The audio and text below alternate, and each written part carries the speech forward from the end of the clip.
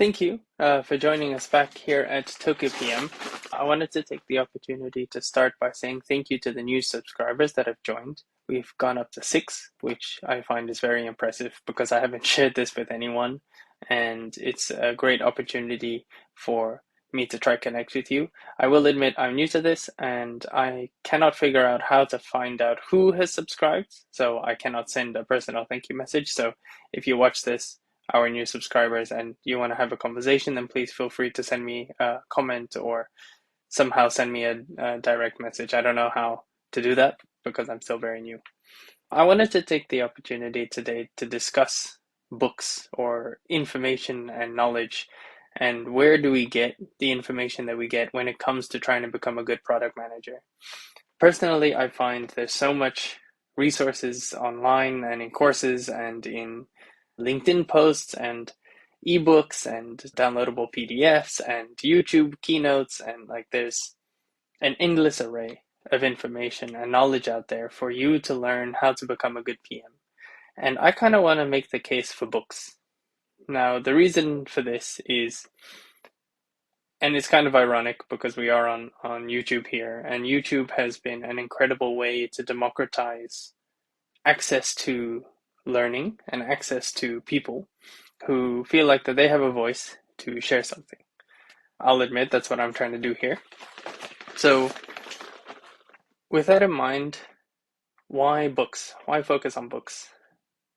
Now, I find if you're scrolling through LinkedIn and you find really good product management information, from sources such as the Product School, they send really cool memes every now and then when it comes to product management that's very relatable, but also gives you a clear, quick grasp of something to learn when it comes to the field. It can also then become very light, it feels like an appetizer when you're having a meal, and it's very difficult to get into information that sits with you and changes the way that you approach work or the way that you approach people in a day-to-day. This is my case for books. Yes, you do lose the democratization aspect of the information overload that we have nowadays, whether it's Medium articles or Substack newsletters, or the story goes on. But the benefit behind books, this is one example. It lets you chew on the information a little bit more. It lets you really dig into what the author is trying to say, and they have 200, 300 pages for you to sit there and just absorb what they're saying. What meaning are they trying to say? When it comes to reading a book, there's sometimes that you're just going to skim through the book and you're like, oh, that's a good resource. Or you have some books where you're going to find it's more of a reference guide. So I have a specific question, a specific issue, you can keep it on your desk. I think there's even a book called The Product Manager's Desk Reference. And so that's literally a book that you leave on your desk, and when you need to refer to it, you can take a look. And those kind of books is really good to have on hand, right? You have information that's there, but the benefit of books goes even deeper. When you're trying to read a book, nowadays you do have some nonfiction books where the author will make a premise in the first chapter and then spend the next rest of the book to sort of explain why their premise is true. One book that did this recently that I read was called Essentialism, where at the very beginning he says, you need to be an essentialist, essentialists do things really well, and then spend the rest of the book giving examples regarding essentialism. And I found that was very hollow. I don't know if you agree. Maybe it wasn't so moving, or maybe I relate to the principles that I was trying to share already, so it wasn't very impactful for me. So I found that kind of book hollow. But there are some books that are chock full of information and is worth sitting down with, and is worth trying to go through those ideas. Now, one example is not this book, it is this book. I don't know if you'll see it with the green screen, but it's called Factfulness. It's by Hans Rosling, who, if anyone have seen that chart with the circle graph with all the countries that are like moving in the top right direction. So he wrote that book. This was his deathbed book, basically. He found out that he had cancer, and so he decided to put a book together. And this book is stunning to read because he shows through data how the world is actually a really good place. Yes, there are problems and there are issues that exist. I'm not going to lie, but he makes very clear to look at the facts and look at the numbers and get past the narratives and get past the fictions that we tell ourselves. And so I found this book to be very eye-opening, and he writes it in a way where he's not trying to say the world is all good, but he makes an argument for factfulness. Why do you want to see the world through facts? What's the point of facts? And these kind of books, these are the ones that you want to sit with, and you want to read slowly, and you want to leave notes in the margins for those who write in their books. I'm not, but some do. And this kind of book lets you just stew in the information for a little bit. And I find when going through Instagram of great product management feeds, or again LinkedIn, you see the information, you read it, you're like, oh, okay, great, and then you keep moving. And it's not information that sits with you, it's not information that changes the way that you do your day to day. And ultimately, I think if we're trying to find resources that we want to improve and that we want to learn, books are kind of the way to go. Another benefit with a book is it's been reviewed. So often for a LinkedIn post, you'll have someone, unless they're doing it as their business, and they'll make sure that it's crystal, you'll have someone who shares their opinion regularly.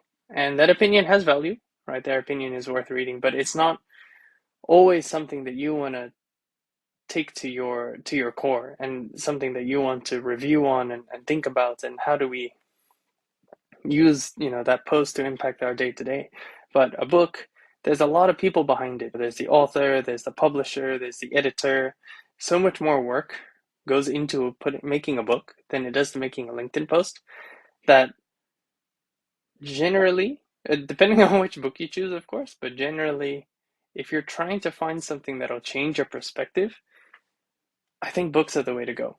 I'd be more than happy to hear your thoughts. I know there's some incredible YouTube videos. TED Talks are phenomenal to watch and can be very insightful. But even a TED Talk, I can go through 6 TED Talks in an hour, 2 hours, just sitting on the sofa, and it doesn't change the way I see things. But some books, like this one, or sorry, my bookshelf is over there. Homo Deus by Yuval Harari. Those books really make you sit and think. What are we moving towards? And having that ability to sit and think about the books that you're reading, whether it's Hyper Focus by Chris Bailey, or even old books. You've got Meditations by Marcus Aurelius. Books provide a way to convey information that lasts a lot longer than a post or a meme or a message or an email. And so I would recommend, if you're trying to get into product management, find a book, any book, and I'll take recommendations. One where I'm starting is Inspired, which is an incredible book on how to operate with teams, but also how to find products that inspire customers to use them. And another one that I haven't read yet, but I want to, is the O'Reilly publications of A Guide to Practical Product Management. And this book kind of just covers the basics.